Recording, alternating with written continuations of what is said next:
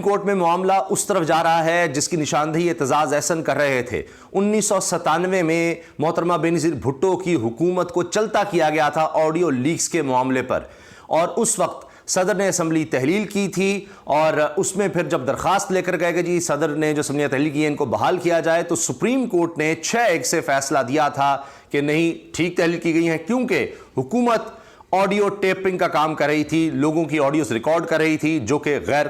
कानूनी और गैर आईनी काम है। अब एतजाज एहसन साहब कहते हैं कि ये तो खुद हुकूमत ने मौका दे दिया, जिस तरह से कमीशन बनाया जस्टिस काजी फाइज साहब की सरबराही में, इससे तो एतजाज साहब कहते थे कि पहले अलग हो जाना चाहिए था जजेस को, लेकिन बहरहाल अब सुप्रीम कोर्ट में मामला चला गया, 5 रुकनी लार्जर बेंच इसको सुन रहा है। और आज की समाअत के हवाले से मैं आपको बताऊंगा, तो इससे आपको भी अंदाजा होगा कि इससे पहले हमने देखा है कि जजेस ने बहुत तहम्मुल का मुजाहरा किया, उनके अपने हवाले से बातें होती रहीं, बहुत सी चीजें हुई, इलेक्शंस का मामला था, सब कुछ था। लेकिन अब जिस तरह के रिमार्क्स दिए गए हैं, शायद ये पहली दफा है कि अटॉर्नी जनरल को कहा गया कि आप बैठ जाएं, आप चुप कर बैठ जाएं, ये बात की गई है अटॉर्नी जनरल को।